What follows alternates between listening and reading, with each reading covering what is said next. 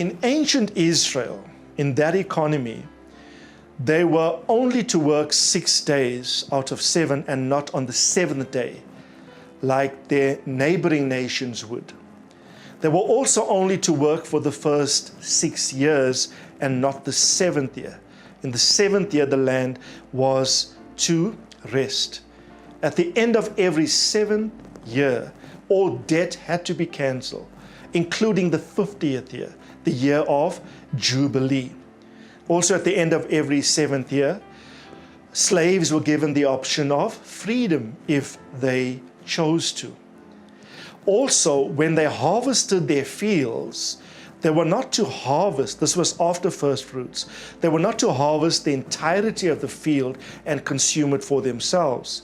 They were to deliberately leave behind portions in the corners of fields so that the orphan, the widow, and the foreigner who begged could come to any field to find produce to sustain them.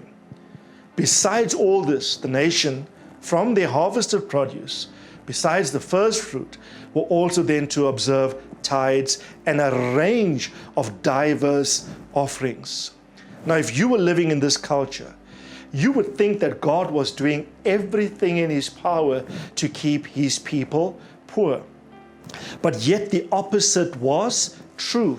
Let me give you a verse which tells us that if Israel obeyed these laws, these commands, that economic buoyancy, economic ascendancy would be their portion. They would not borrow from foreign nations, but that they would be lenders. And God says this to them in Deuteronomy chapter 15 and reading from verse 5. If only you listen obediently to the voice of the Lord your God, to observe carefully all this commandment which I command you today. For the Lord your God will bless you as He has promised you, and you will lend to many nations, but you will not borrow, and you will rule over many nations, but they will not rule over you. So, by observing these financial principles within their world, Israel was testifying to where their trust lay.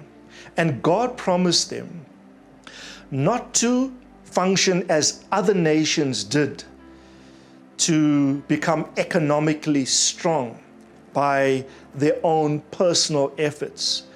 But God was illustrating to Israel by a system of giving, which included first fruits, tithes, and offerings, and also giving to the poor, etc., observing the Sabbath principle every 7th day, every 7th year, and in the 50th year, the Jubilee year, that God would indeed take adequate care of them, such that they would lend and not even borrow.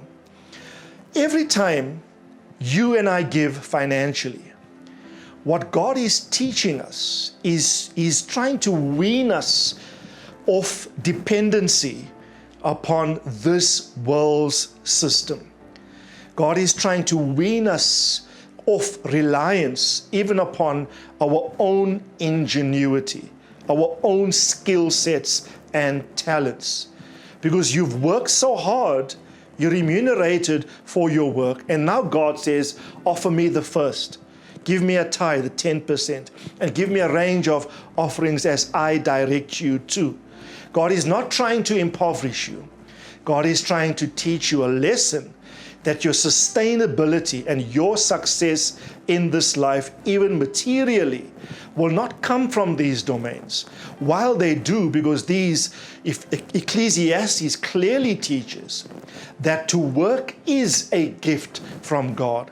So to work, especially in the times in which we are living today, is a gift. It's the providence of God.